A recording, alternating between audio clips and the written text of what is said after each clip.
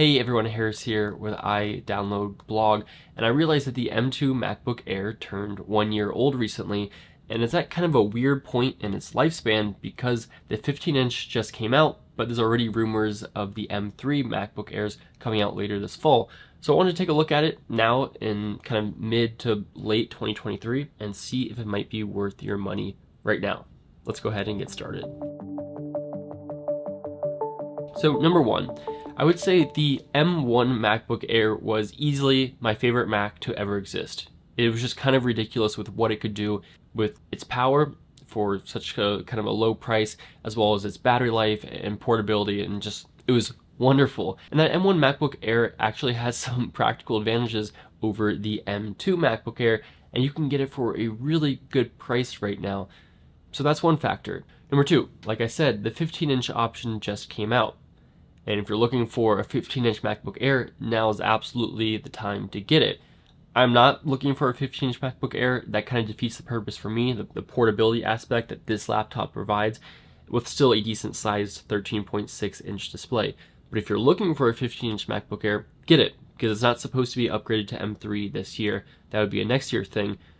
But if you're like me looking for this form factor, that doesn't really affect anything, except for the fact that this did go down $100 in price with that 15-inch MacBook Air release, and you can even find it $100 further reduced in many places.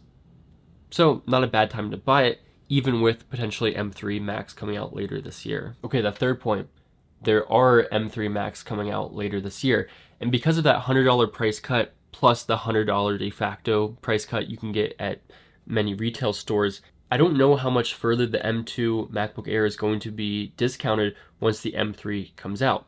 Now, if you're looking for just upgrades, then hopefully that M3 will provide more well-rounded upgrades than the M2 did over the M1.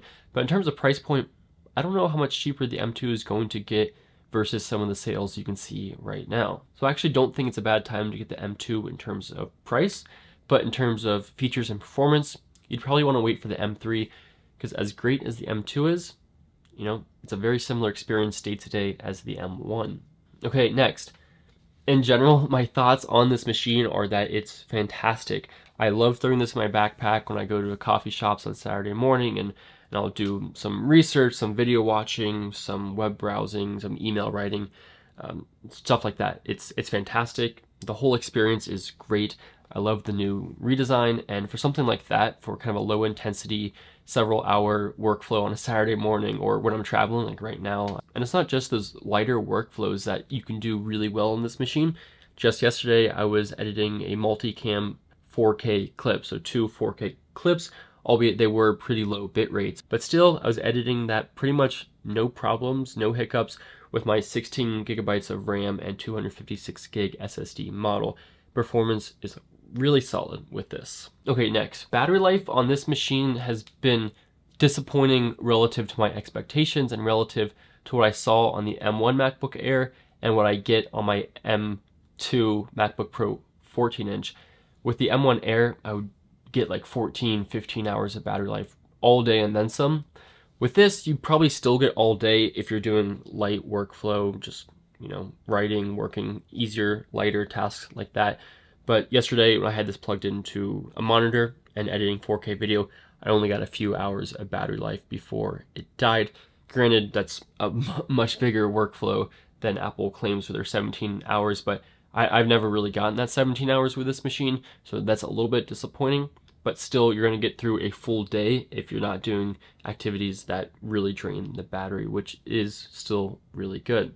And of course, it does have the MagSafe edition, which is really nice, especially if you're using more peripheral accessories, because you get to free up those 2 USB-C ports, which is a nice advantage over the M1. Now, at the same time, because I edit video for a living, I couldn't use this as a daily driver, both because it can only support one monitor natively, and I have a dual HP ultrafine 4K display setup that I use with my 14-inch MacBook Pro M2, and the fact that these 2 USB-C ports are quite limiting when I'm plugging in a monitor, although it is daisy chained, and then I usually have a couple portable SSDs that I have plugged in at all time that I do pretty much all my video editing off of, and sometimes we'll be connecting other accessories, and the fact that this lacks SD card. I could definitely use this if video editing was just kind of a side hobby or something I did occasionally, but something I do every day.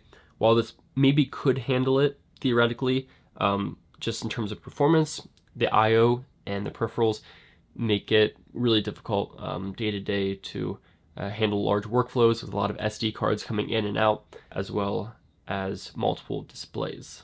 And then finally, I still struggle over the 8 versus 16 gigs of RAM and the 256 versus 512 SSD.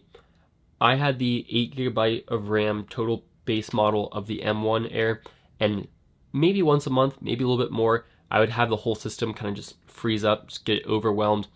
Usually after I had a lot of tabs, would sleep the laptop, open it back up, and it would just freeze. I'd have to restart the computer and then be fine for the next month.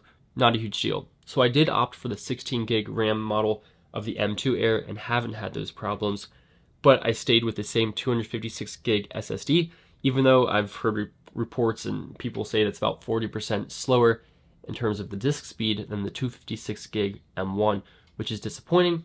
However, in day-to-day, I haven't noticed, frankly. And I do pretty much all my video editing and all my data transfer off of external SSDs, so I really rarely use the internal SSD on this machine.